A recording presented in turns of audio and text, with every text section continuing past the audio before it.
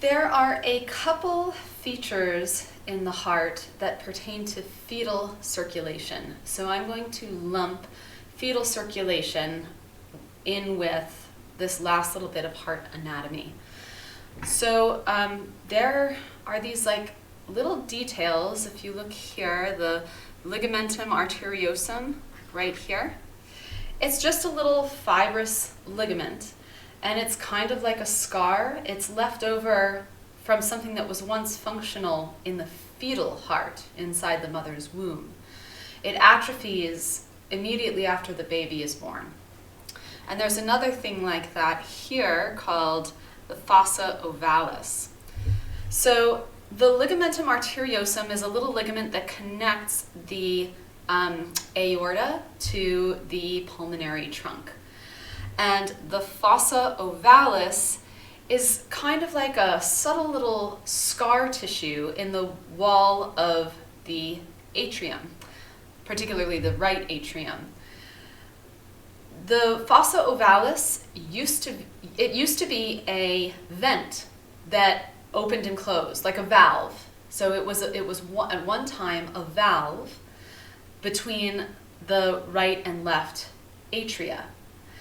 And the ligamentum arteriosum was once a blood vessel that connected the aorta to the pulmonary trunk. The purpose of both of these features, once upon a time, when you lived inside your mother's womb, was to bypass the pulmonary circuit. Because when you're a fetus, you're not using your lungs, because all your oxygen comes through the umbilical cord from the mother. Your lungs are non-functional when you're inside your mother's womb because you're not breathing in air. You're an aquatic creature. So there's no reason for the blood to go to fetal lungs. Some of it goes there, but there are these, we call them shunts, to bypass the pulmonary circuit in the fetus.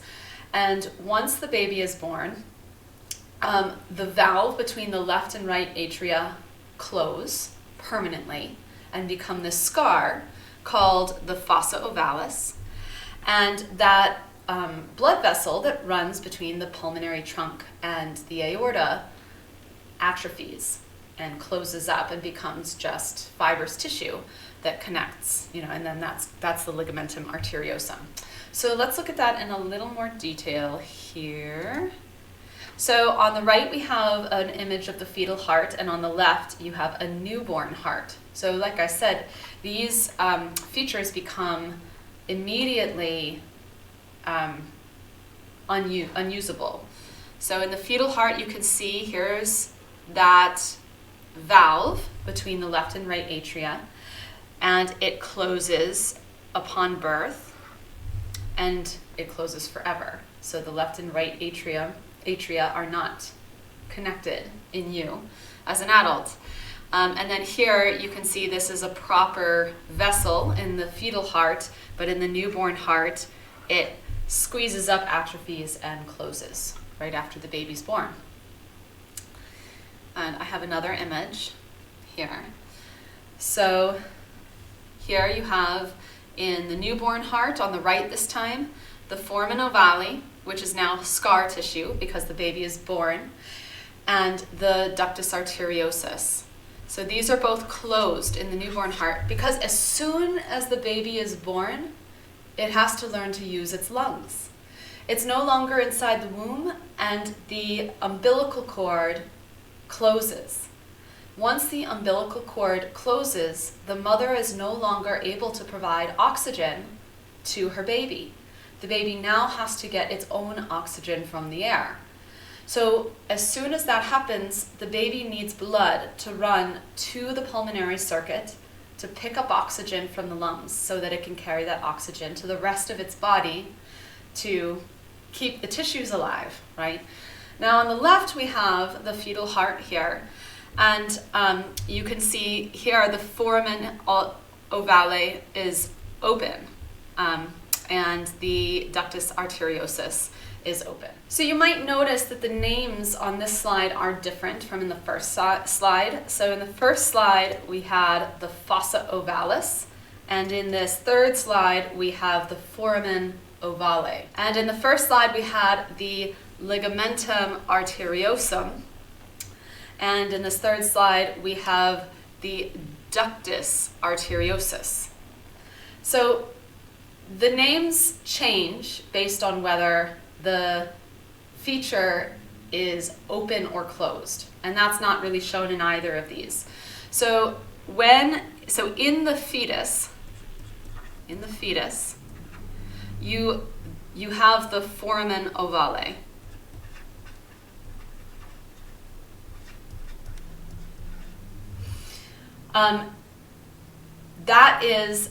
The foramen ovale is a functioning valve that opens between the atria. And in the fetus, you also have the Ductus Arteriosus. Because it's an actual functioning duct between the pulmonary trunk and the aorta. In the newborn, you have the Fossa Ovalis.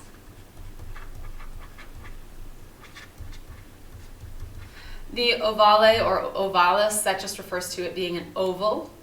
And a foramen is an opening. A fossa is just like a little hollow area. Okay, so the fossa part is referencing the scar. It's no longer a valve that's open. It's just scar tissue now, basically. And I'm saying in the newborn, but it's also in adults, every time, for your whole life after birth. So adults, newborn, whatever. After you're out of your mother's womb, it's the Fossa Ovalis and the ligamentum arteriosum. So that's going to be, I'll put it up here so you can see. Ligamentum arteriosum. That's a UM, sorry. A UM there.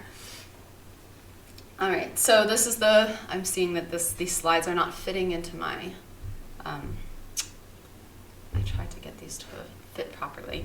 So this is fetal, and this is newborn here.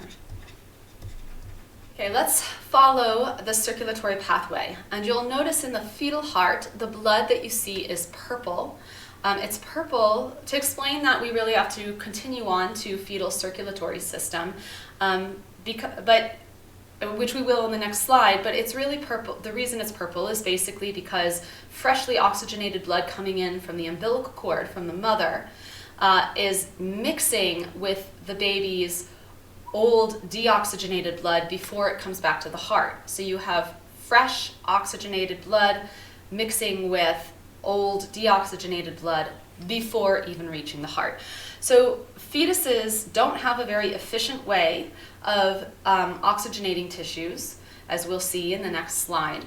And they do have a much, much, much lower oxygenation status than they will have once they're born and start using their lungs. Let's look at this pathway here. So the blood comes back from the systemic circuit through the superior and inferior vena cava, and it comes in to the right atrium. Now, some of that blood, the thing is that the right side of the heart and the right ventricle is going to pump to the pulmonary circuit. It's going to pump out of the pulmonary trunk. And we're trying to bypass the pulmonary circuit because we're in a fetus that's not using its lungs. So instead of going down to the right ventricle and out the pulmonary circuit, some of this blood will go down to the right ventricle, but some of it is going to go through the fossa ovalis, that opening, that valve between the left and right atria, and it'll go directly now into the left side of the heart, the left atria, the left ventricle, and go out the aorta directly to the systemic circuit. Okay, so that, because the right side of the heart is pumping to the pulmonary circuit, we're bypassing it. So in the atria, we're going directly from the right to the left atria, which now is moving towards the systemic circuit. Because the mother has oxygenated this blood already. She's brought in, she's passed oxygen through the umbilical cord. And so that oxygenated blood is already coming in to the right side of the heart. There's no reason to go to the pulmonary circuit. And now but not all of the blood goes through the fossa ovalis to the left side of the heart. Some of it does go down to the right ventricle, and the right ventricle is now going to pump to the lungs through the pulmonary circuit. But now there's another shunt, right? There's the ductus arteriosus, which takes blood, instead of taking it to the lungs, it takes it, again, directly to the aorta, which then goes to the systemic circuit and the body of the fetus. So that's a second place where the blood can bypass the lungs. So there's two ways to bypass the lungs in the fetal heart. There's the foramen ovale and the ductus arteriosus. The first one goes directly from the right atria to the left, which then goes to the systemic circuit. The second goes directly from the pulmonary trunk to the aorta, which again bypasses the lungs, moving directly to the systemic circuit. So let's take a look now at fetal circulation, because it's kind of same topic here. They're a lot more outside your view than I thought they were going to be. But down here, this is the placenta, which is inside the womb with the baby, and it's made of both maternal and fetal tissue together. And in the placenta, the mother's vascular system interweaves with the baby's vascular system, and they don't actually merge. Blood cells are not going to pass, but materials will pass from her blood. You know, if you have maternal blood vessels interwoven with fetal blood vessels, then you get oxygen and carbon dioxide, nutrients and waste able to pass easily between them. So there are many things that are smaller than blood cells that can pass from the maternal to fetal blood vessels. So the mother is going to pass oxygen to the fetus, and that's in red here. So there's freshly oxygenated blood. And those are, now remember, veins and arteries. Veins are returning to the heart. Arteries leave heart, or move away from the heart. So remember, oxygenation status doesn't matter. In red, you see the umbilical vein. The red is the umbilical vein, because the blood inside of it is going back towards the fetal heart. And then you also have the fetal arteries, which are moving blood away from the fetal heart.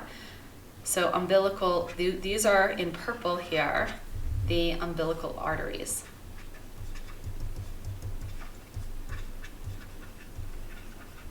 That's deoxygenated blood that's going to the placenta to pick up oxygen. Okay, so the baby does not pick up, the fetus does not pick up oxygen from lungs. It picks up oxygen from the placenta, where the mother sends her oxygen. Okay, so there is one more shunt you need to know about, and it's hard to see here. I'll just describe it here real quickly. So this here is the fetal liver. Just like the fetus doesn't use its lungs, it also doesn't use its liver, because what the liver does for an adult is it filters the blood, takes out all the impurities, and sends the waste products essentially to the colon. And well, the fetus doesn't have, it's not going to poop inside of the womb, right? It's not using its liver for detoxification. It's going to pass all of its waste products to the placenta. The mother picks up the waste products and passes them through her liver for detoxification. So the fetus is not using its liver, it's passing all waste products to the mother's liver through the placenta. Okay. So we need to bypass the fetal liver as well. And so there's another shunt for that, and you can kind of see that's the blood coming in. It's already been filtered through the mother's own liver. So there's another shunt that bypasses the hepatic portal system, which is the blood vessel system that runs through the liver. we want to bypass that. So let's look at this in a bigger view here. So again, you can see the foramen ovale, you can see the ductus arteriosus and the fetal heart, but we also have, so here's the umbilical vein bringing back oxygenated blood to the fetus, but we also see the ductus venosus. So the ductus venosus is a shunt in the umbilical vein, thus venosus. That's how you can remember which ductus is which. The ductus arteriosus is an artery duct. It's blood moving away from the heart is being shunted, right? Blood moving away from the heart in the pulmonary artery, pulmonary trunk, is being shunted to the aorta. So because that duct happens in arteries with blood moving out of the heart, that's the ductus arteriosus. Here there's blood returning to the fetal heart, oxygenated from the placenta, from the mother, and there's a shunt to bypass the fetal liver in this umbilical vein. So it's a ductus venosus because it's a vein duct. So you can see that it's bypassing this whole hepatic portal system, bypassing fetal liver. So now you have 3 shunts. They all atrophy in once the baby's born. So the shunts are in the umbilical vein, the ductus venosus, in the pulmonary trunk, that's the ductus arteriosus, and then in the heart itself between the atria, and that's the foramen ovale. And I have another picture of this to see it even better right here. So here's the fetal liver.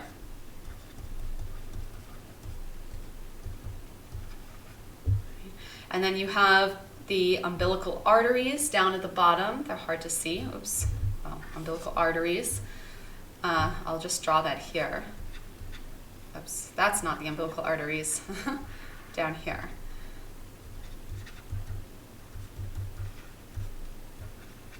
So you can see the writing better. Then you have the umbilical vein. So the umbilical arteries are moving away from the heart towards the placenta. They're deoxygenated blood. The blood picks up oxygen from the placenta, from the mother, in the returns it to the heart in the umbilical vein. It bypasses the liver in the fetal liver in the ductus venosus. So the blood moves back this way. Then it goes directly into, so the umbilical vein empties into the inferior vena cava. So the fetal heart is interesting because oxygenated blood returns to the heart in the inferior vena cava. That's strange, right? Because in the adult heart, that's all deoxygenated blood returning from the systemic circuit. Things are different here because, again, you're not getting the oxygen from the lungs. You're getting the oxygen from the placenta. So there's oxygenated blood returning to the heart in the inferior vena cava. There's also deoxygenated blood. So here is the systemic circuit, we'll say, in the fetus. And it is also emptying into the inferior vena cava. So in the inferior vena cava, you have deoxygenated blood from the fetal systemic circuit, from the fetus's body. You also have oxygenated blood in the inferior vena cava coming from the placenta. And it mixes. So then you're going to get purple, right? You're going to get purple blood. It's not truly purple, of course, but I just mean that it's some oxygenated blood mixing with deoxygenated blood that's returning to the fetal heart. So the deoxygenated blood from the systemic circuit and the oxygenated blood from the placenta returns to the heart into the right atria. Some of that blood gets shunted directly through the foramen ovale to the left atria, taking that oxygenated blood to the systemic circuit. Some of it goes down into the right ventricle, out the pulmonary trunk, and then gets shunted here through the, through the ductus arteriosus to the aorta and the systemic circuit, bypassing the lungs, the fetal lungs.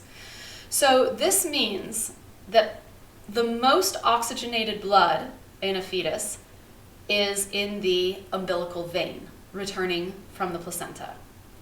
That oxygenated blood in the umbilical vein mixes immediately with deoxygenated blood from the systemic circuit, goes into the heart and gets recirculated. This means that the fetus has a far lower oxygenation status than an adult, which just has oxygenated blood running to the systemic circuit. We have oxygenated blood from the lungs that goes to the systemic circuit. A fetus has mixed status blood going to the systemic circuit, a mix of oxygenated and deoxygenated blood returning to the systemic circuit. So the oxygenation status of a fetus is usually around like 70%. It's fairly low. All right, and that's the fetal heart and fetal circulation.